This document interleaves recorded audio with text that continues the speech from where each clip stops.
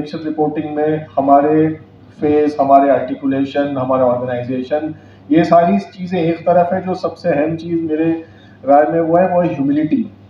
Humility दो चीज़ें कबूल करने की। पहली बात कि मेरी रिपोर्टिंग से इस इलेक्शन में कोई बुनियादी फ़र्क नहीं पड़ने वाला, ये बात हमें खुद अपने जहन में मान लेनी चाहिए।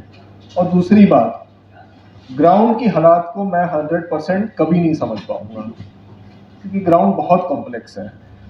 ये दो उसूल अगर हम इन दोनों उसूलों को हम मान लें तो हमारे लिए इलेक्शन रिपोर्टिंग काफ़ी हद तक आसान हो जाएगी मेरे राय में। ह्यूमिलिटी का एक बहुत बड़ा जो एक ह्यूमिलिटी कायम करने के लिए एक बहुत ज़रूरी चीज़ है, जो भाषा सिंह मैम ने भी मेंशन की, उसके लिए हमें अपने प्रिविलेज को समझना बहुत ज़्यादा ज़रूरी है। हमारा क्लास प्रिविलेज होता है जब हम ग्राउंड पे जाते हैं, हमारा कास्ट प्रिविलेज होता है, हमारा मीडियम प्रिविलेज भी होता है कि हम कैमरा लेकर किसी शख्स से बात कर रहे हैं, तो वो कैमरा हमारे उस शख्स के बीच की एक दीवार बन जाती है, जो हमारे बैकग्राउंड और उसके बैकग्राउंड को डिफरेंशिएट कर देता है कि वो एक कैमरे के सामने है। कईयों ने कैमरे में नहीं बोला होता है, तो वो एक लेवल ऑफ इंटिमिडेशन वहाँ हो जाता है। हालांकि बहुत सारे अच्छे टीवी पत्रकार हैं जो ये सारे बैरियर्स को ओवरकम कर देते हैं अपनी पर्सनल काबिलियत की वजह से, लेकिन एक वो बैरियर आ जाता है जब आप यानी आप चाहे डिक्टाफोन लेकर भी बात कर रहे हो, आप सामने वाला बोल रहा है, आप कलम से आप नोट्स भी लिख रहे हो, अलग अलग तरह से हमारा प्रिविलेज उस कॉन्टेक्स्ट में कायम हो जाता है। हम पूरी तरह से उस प्रिविलेज को कभी नहीं हटा पाएंगे, वो कभी हम हटा नहीं पाएंगे उस प्रिविलेज को, लेकिन कोशिश हमारी ये होनी चाहिए कि उसको कम से कम रखें। प्रिविलेज और ह्यूमिलिटी की दो थोड़ी सी बुनियादी टाइप की बातें थी। अब थोड़ा सा एक जर्नलिस्टिकली हम क्या क्या कर सकते हैं इलेक्शन में, उस पर मैं आना चाहूँगा। सबसे पहले है कि जर्नलिस्टिक इलेक्टोरल मैल प्रैक्टिसेस या अनफेयर प्रैक्टिसेस को जितना ज़्यादा इंडिपेंडेंट मीडिया मॉनिटर करे उतना अच्छा है। हम एज ए ऑर्गेनाइजेशन, क्विंट बहुत बड़ा ऑर्गेनाइजेशन नहीं है, लेकिन कुछ इलेक्टोरल रिफॉर्म्स को लेकर दो इश्यूज पे हमने बहुत फोकस और इन्वेस्टिगेशन किया। एक है ईवीएम्स और दूसरे इलेक्टोरल बॉन्ड। हालांकि उस वक्त तो हमने जो इलेक्टोरल बॉन्ड पे स्टोरी करी थी वो ये था कि एक बार कोड के जरिए सरकार तक इंफॉर्मेशन पहुंच रही है कि कौन इलेक्टोरल बॉन्ड में डोनेट कर रहा है। तो हम असल में ज्यादा प्रोटेक्शन फॉर द डोनर की मांग करते। अब तो सुप्रीम कोर्ट वर्डिक्ट ने उल्टा ही कर दिया पूरा मामला, और पूरी इंफॉर्मेशन पब्लिक हो जाएगी। But either ways I think एक फेयर प्रैक्टिसेस के हैसियत से एक बहुत अच्छा ये फैसला था। दूसरा ये है कि जिस तरह से हमने आसाम में देखा कि ईवीएम को ये करीमगंज ये अपने सिलचर के ये बराक वैली के इलाके में ईवीएम को एक बीजेपी के वर्कर्स के व्हीकल में ट्रांसपोर्ट किया जा रहा था। वो लोकल मीडिया, लोकल स्ट्रिंगर के जरिए वो खबर आगे आई और वो मैल प्रैक्टिस वहाँ पे एक्सपोज हुआ। तो इस किस्म की तमाम मैल प्रैक्टिसेस को लेकर चौकन्ना रहना एक मीडिया की सबसे बड़ी जिम्मेदारी है। अब ये बात अलग है कि इन मैल प्रैक्टिसेस से इलेक्शन टेम्पररी काउंटरमांड हो भी जाएगा, तो भी कई बार इलेक्शन कमीशन इनमें फैसले सुनाने में बहुत देरी कर देता है। तब तक इलेक्शन भी खत्म हो जाता है, नतीजा भी आ जाता है और केसेस को भुला दिया जाता है। फिर भी मीडिया को अपने तरफ से पूरी मेहनत करनी चाहिए कि जितने भी ज्यादा अपने स्ट्रिंगर्स को एक्टिवेट किया जाए, सिटीजन जर्नलिस्ट को एक्टिवेट किया जाए और तमाम किस्म की मैल प्रैक्टिसेस को लेकर हमेशा चौकन्ना रहे। एक और मैल प्रैक्टिस है जिसे यानी आमतौर पे काफी ज्यादा फ्री पास मिल जाता है इलेक्शन कमीशन के जरिए, वो है हेट स्पीच। हेट स्पीच को डॉक्यूमेंट करना, हेट स्पीच किस तरह से इलेक्शन कोड ऑफ कंडक्ट के खिलाफ जाता है, उसको सामने लाना भी मीडिया के लिए बहुत बहुत जरूरी काम है। असल में इलेक्टोरल मैल प्रैक्टिस पे फिर भी काउंटरमांड हो जाते हैं इलेक्शन, हेट स्पीच पे काउंटरमांड होना, हेट स्पीच पे एक्शन होना बहुत ही रेयर है। तो इस पे और ज्यादा जितना ज्यादा मीडिया शोर मचा सकता है उतना बेहतर है। सेम बात होती है फेक न्यूज की, जो प्रशांत सर भी जिसके बारे में कह रहे थे। अब फेक न्यूज अलग अलग किस्म की हो सकती है। एक फेक न्यूज हो जो डिलिबरेटली किसी को मलाइन करने के लिए हो, जैसे जो नासिर हुसैन साहब वाला एग्जाम्पल प्रशांत सर ने दिया। लेकिन और भी किस्म की फेक न्यूज़ होती है। जैसे इतनी तमाम स्पीचेस होती हैं इलेक्शंस में, उन स्पीचेस में जो क्लेम्स हर नेता करता है, चाहे वो स्टैटिस्टिक्स के क्लेम हो या अपनी अपोजिशन के अपने जो सामने वाले प्रतिद्वंदी हैं उनको लेकर क्लेम्स हो, वो हर क्लेम को बारीकी से देखना, उसे फैक्ट चेक करना, ये भी एक बहुत इंपॉर्टेंट काम है एक मीडिया ऑर्गेनाइजेशन का इलेक्शन के दौरान। और यानी फेक न्यूज़ जाहिर सी बात है एक पार्टी और एक इकोसिस्टम से ज़्यादा आता है, लेकिन ज़रूरी नहीं है कि वो इकलौता इकोसिस्टम। ऐसे तमाम और भी पार्टियां हैं, जैसे अब भीड़ की फेक पिक्चर लेना। अब आप कहीं भीड़ की पिक्चर में देखो तो देखेंगे कि वो सेम वाले पोर्शन को 5 जगह कॉपी पेस्ट किया हुआ है और वो सेम 4 लोग आपको 15 जगह नजर आ रहे हैं भीड़ को एग्जैजरेट करने के लिए। इस तरह से भी मैनिपुलेशन की जाती है पार्टियों के जरिए। तो ये सारी फेक न्यूज़ को पकड़ना बहुत ज़रूरी होता है। जाहिर सी बात है, फेक न्यूज़ इतना ज़्यादा, फेक न्यूज़ को काउंटर करने वाले लोग कम हैं, तो हमेशा ये एक अनइक्वल बैटल ही रहेगा। फिर भी आई थिंक जितना ज़्यादा न्यूज़ रूम्स और फेक न्यूज़ और फैक्ट चेकिंग पर अपने रिसोर्सेज डाल सकें, जितने ज़्यादा उनकी स्किल और कैपेसिटी बिल्डिंग कर सके, रिवर्स इमेज सर्च सीख सकें, वीडियो को कैसे अलग अलग फ्रेम्स में काट कर और फिर उसको रिवर्स इमेज सर्च किया जा सकता है इनविड के जैसे ऐप्स के ज़रिए, तो ये सारे स्किल होना एक न्यूज़ रूम में बहुत ज़रूरी है। और अगर हाई इलेक्शन इम्पैक्ट तो नहीं होगा, लेकिन एक इलेक्शन को जितना ज़्यादा फेयर बनाया जा सकता है वो उसकी तरफ ये कि अहम कदम हो सकता है। एक और एस्पेक्ट है अगेन अनइक्वल अनफेयर प्रैक्टिसेस को लेकर, वो है कि जितना ज़्यादा हम रिसोर्सेज की इनइक्वालिटी एक्सपोज करें कि अब हाल ही में एक इलेक्टोरल बॉन्ड वाली स्टोरी न्यूज़ लॉन्ड्री और न्यूज़ मिनट ने करी थी। अभी हमारी परसों एक स्टोरी आई थी कि किस तरह से भाजपा के पास कांग्रेस से 5 गुना ज़्यादा इनकम आया है, प्योरली डिक्लेयर्ड इनकम। अनडिक्लेयर्ड के बारे में तो हम बात ही नहीं कर रहे हैं। Purely declared income 2022-2023 financial year में 5 times BJP had income which is 5 times as much of Congress and 3 times as much of Congress and all other national parties put together। तो ये इस किस्म के अनइक्वल बैटल है resources के मामले में। इस बात को भी जितना ज़्यादा हाईलाइट कर सकें वो हमें करना चाहिए। इसको और हाईलाइट करने के तरीके हैं, जैसे आप सोशल मीडिया एक्सपेंडिचर, अब फेसबुक को किस पार्टी ने कितने पैसे दिए हैं, किन फोरम से वो पैसे गए हैं, चाहे फ्रेंड्स ऑफ बीजेपी से, फ्रेंड्स ऑफ कांग्रेस से, वो सारे इंफॉर्मेशन फेसबुक को डिक्लेयर करना पड़ता है। तो ये सारी बातें भी हमें पब्लिक डोमेन में लानी चाहिए।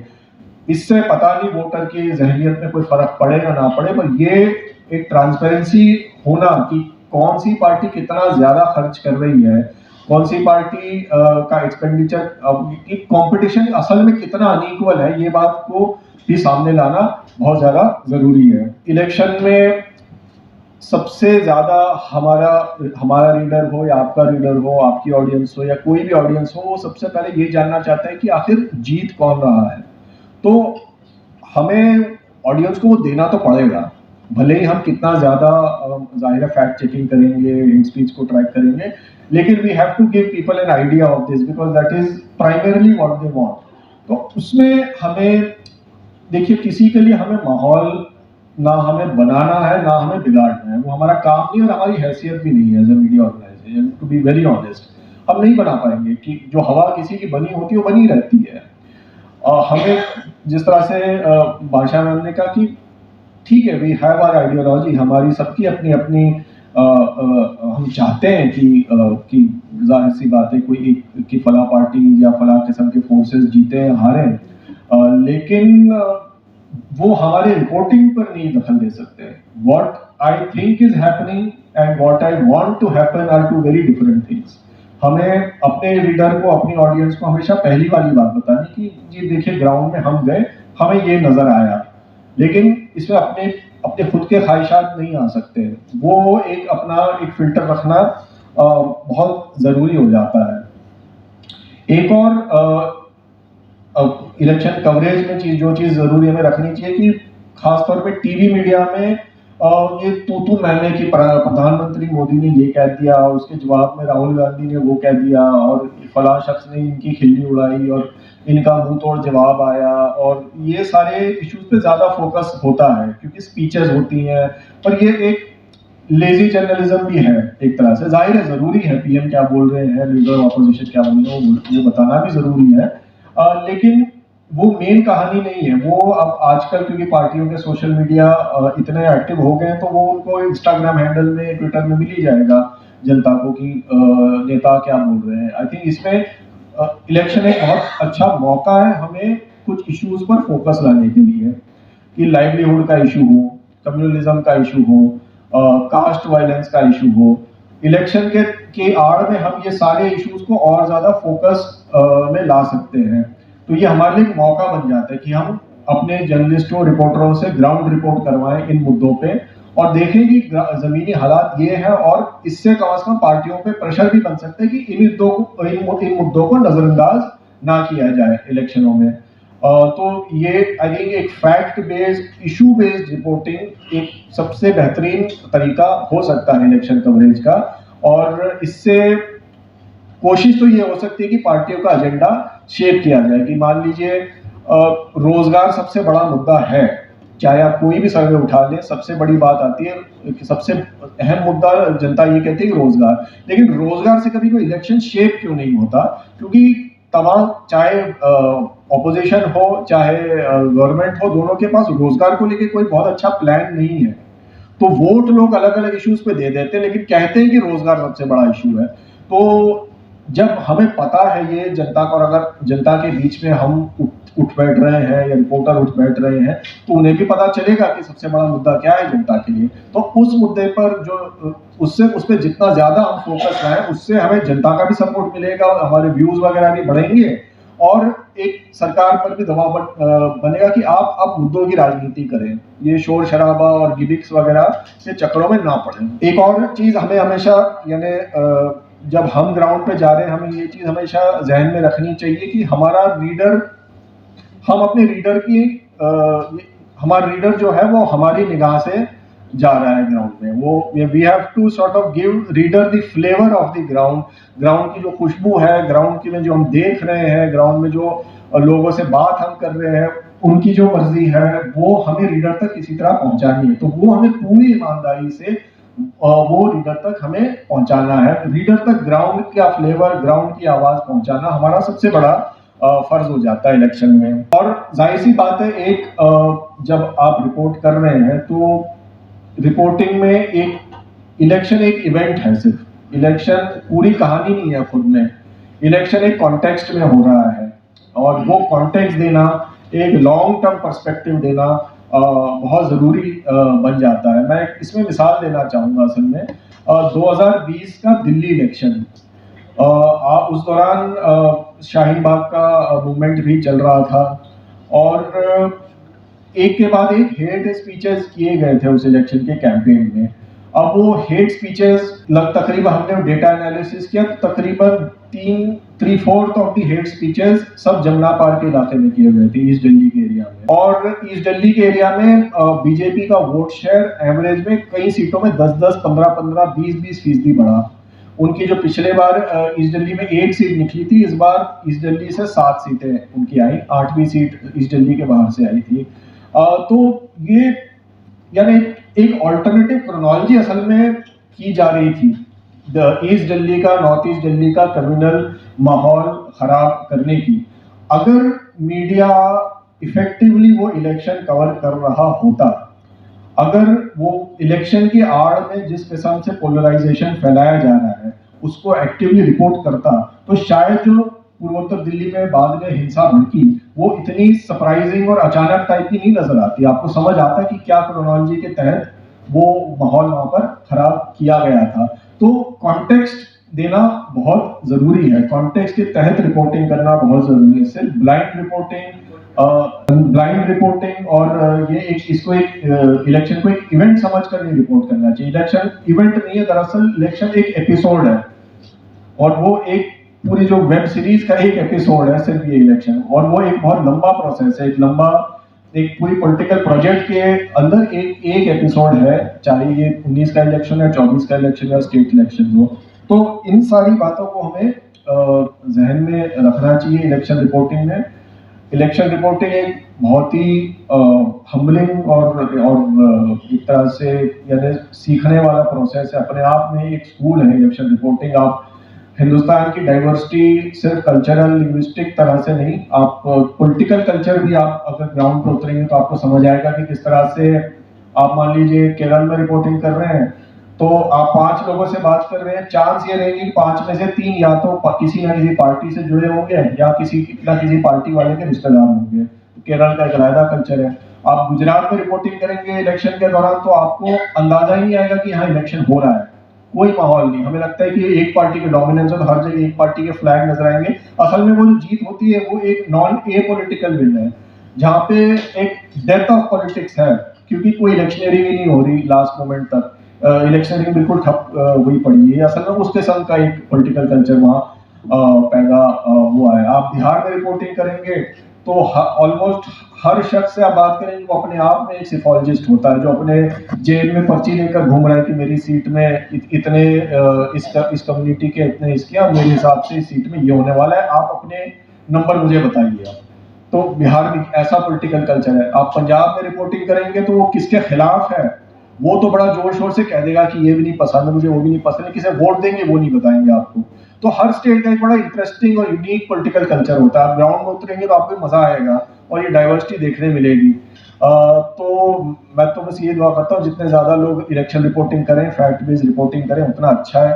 कम से कम जो एक शोर शराबा गोदी मीडिया चलाता है उससे हम लोग उसको हम थोड़ी अच्छी रिपोर्टिंग से काउंटर कर पाए। आज हम आपके लिए लेकर आए हैं बहुजन समाज की एक ऐसी किताब, कहीं हम भूल ना जाएं, एक ऐसी ऐतिहासिक किताब है जिसके अंदर आपको ऑडियो वीडियो देखने को मिलना है। ये पहली बहुजन समाज की ऐतिहासिक किताब है जिसके अंदर आप वीडियो भी देख सकते हैं। आप किताब के अंदर कैसे वीडियो देख सकते हैं ये मैं आपको पहले दिखा दूं। आइए तो हम देखते हैं। सबसे पहले आपने करना ये काम है कि किसी भी पेज पर मोबाइल द्वारा आप गूगल पे जाएंगे और गूगल पे जाने के बाद आपको कैमरे का निशान नजर आता है। इस कैमरे पे आप क्लिक करेंगे तो ये QR कोड को स्कैन कर लेगा। स्कैन करने के बाद यहाँ पर आप देखेंगे ये लिंक आ गया। आप जैसे ही लिंक पर क्लिक करेंगे आपकी वीडियो चालू हो जाएगी, यानी कि आपको एक सटीक जानकारी मिलने वाली है, एक ऑथेंटिक जानकारी मिलने वाली है। बहुजन समाज की पहली ऐतिहासिक किताब है जिसके अंदर आपको तमाम महापुरुषों की जानकारी मिलने वाली है। आप इस किताब में देख पाएंगे तथागत सम्यक बुद्ध जिनकी पूरी जीवनी आपको मिलने वाली है, महान सम्राट अशोक जिनका जीवनी आपको इसके अंदर पूरी मिलने वाली है, संत कबीर दास, संत शिरोमणि गुरु रविदास, सम्राट मीर भोज जिन्होंने इतिहास रचने का काम किया, गुरु घासीदास बाबा, वीरांगना झलकारी बाई, वीरांगना उदा देवी पासी, नागेली वीरांगना की कहानी, एकलव्य जिसका अंगूठा काट लिया था धोखे से, चोखा मेला हरिचंद ठाकुर, ज्ञानदीप छत्रपति शाहूजी महाराज, बिरसा मुंडा, ज्योतिबा फूले, माता सावित्रीबाई फूले, फातिमा शेख, EV रामास्वामी, स्वामी अच्युतानंद, बाबा साहब डॉक्टर BR अम्बेडकर जिनका मूल ग्रंथ आपको इसमें छोटी सी किताब में मिलने वाला है। आप ऑडियो भी देख सकते हैं, वीडियो भी देख सकते हैं। माता रमाबाई, मोतिया रावण कंगाली, सरदार उधम सिंह, ललई सिंह यादव, दशरथ मांझी, शिव दयाल सिंह चौरसिया, कपूरी ठाकुर, भवरी देवी, मान्यवर काशीराम साहब जिन्होंने इतिहास को दोबारा दोहराने का काम किया था, वीरांगना फूलन देवी, बहन कुमारी मायावती, संकल्प भूमि और पूना पैक्ट। बहुजन समाज का एक मूल ग्रंथ यह आपके पास आ गया है और आप इसको बिल्कुल भी देरी ना करें। तो साथियों, अगर आप ये किताब मंगाना चाहते हैं तो डिस्क्रिप्शन बॉक्स में जो आप नंबर देख रहे हैं इस नंबर पर आप हमें अपना ऑर्डर बुक करा सकते हैं। कितनी किताब आपको चाहिए